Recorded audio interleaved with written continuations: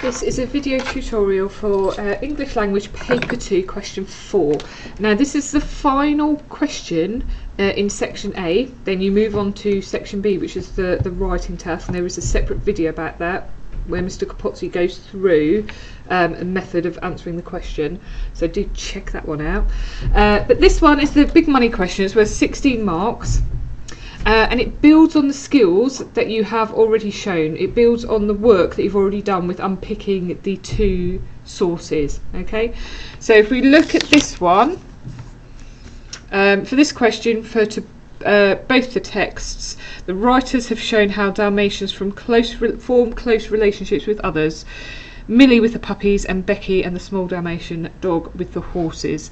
Compare how the two writers convey these relationships. So I'm going to pause there because there's quite a lot in this question. Okay, so they've shown how Dalmatians form close relationships with others. Compare how the writers convey these relationships. You are then given some very, very useful bullet points. It says in your answer you should. That should really say you must. Compare the different relationships. So you need to look at the relationships in source A and the relationship in source B, compare and contrast. Within that, you need to look at the methods that are used. So you're looking at how the relationships are shown, what methods are used to show those relationships, and you support what you're saying with quotations. Okay, so that shouldn't really say should, it should say you must do these things. I'm going to refer to the mark scheme just at the level 4 descriptor there. Remember, level 4 is the top band for language, and it shows that you're being detailed and perceptive. I just wanted to look at the 3 bullet points we've got there. Compare the ideas, analyse the methods used, and select judicious, very carefully chosen quotes from both texts. So the bullet points you've got there are just your reminder of those are the ticks you need to get to pass this question. Those are the 3 bullet points that are in the mark scheme. Okay, you do need to spend a bit of time planning this one, but there are some steps that you can go through. Move that up a little bit. We're taking you on a bit of a journey there. Right, so step 1, you need to go back and reread both the texts and look at the overall attitude and view that we have got in each of those texts. The next step is to identify what bits are going to be useful to answer your question. You need to annotate on the text words, methods. You notice repetition has been used, for example, or a lot of active verbs, etc., or there's a certain type of sentence that's been used quite a lot. Then you can start to annotate that. It says in capitals there, you have been doing this already. You have. Questions 2 and 3 absolutely build in to question 4. So you are building on evidence that you've already gathered. Basically, you're just now pulling it together and cross-comparing.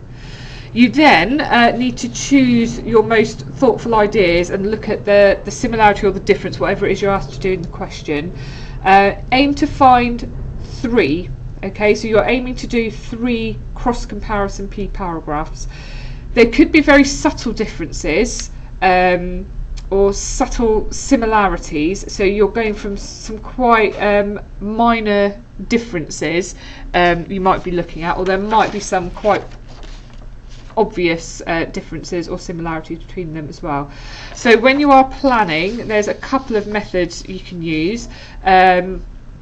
One method that students find quite useful is to just maybe jot down point 1 and then write down what they want to say, what method they want to discuss, maybe their keywords of analysis for the first source, and then the same for the second source, and then think about sort of what you're going to say about how they compare.